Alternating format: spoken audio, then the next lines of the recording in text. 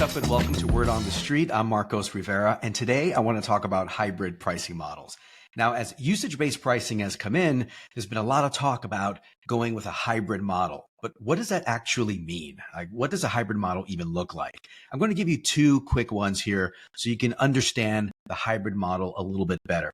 The first one is going to really depend on how closely related the volume of usage is with the type of usage. I call this model the sub-up.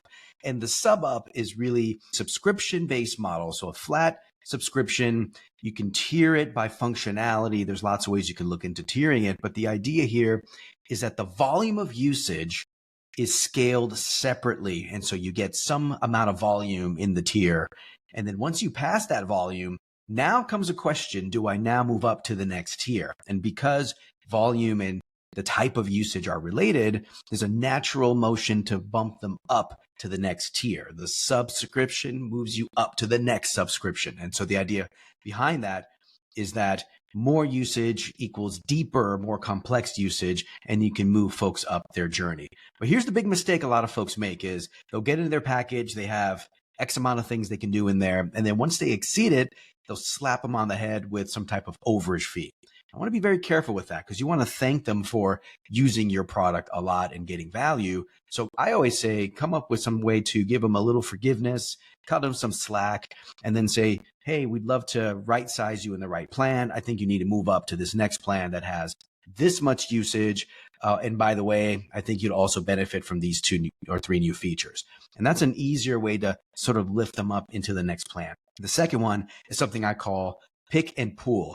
Pick and pool, and this is when you don't have much relationship. Somebody can use your product with a ton of volume and really not change their usage patterns. It's probably a very simple thing they can do, but they do a lot of it.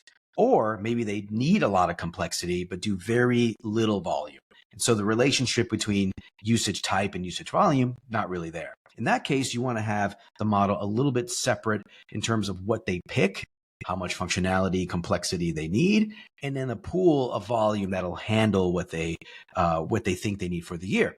Now, oftentimes they can't really control the volume. And so that's usually why those two things are separate.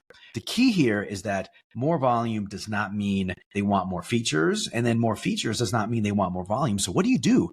In that model, you want to try to create some incentives between the two sides. And what I mean by that is, hey, if you're subscribing up to a certain amount, if you're in our most premium plan, maybe they get a break on the volume side, or if they're a super high volume, maybe there's an easier path to get into the higher plan. So you can try to create some pricing or packaging incentives between the two sides, because it doesn't really happen naturally with volume and usage with each other like the other one. I see it a lot in HR tech or in other places where, maybe you can't really control the number of activity and things you're doing, but you certainly need these types of features, and that doesn't really change. All right. So those are two models. I hope this was helpful for you. Until next time. And that's the Word on the Street. If you want more of these videos, give me a like, subscribe, and I'll see you again next time.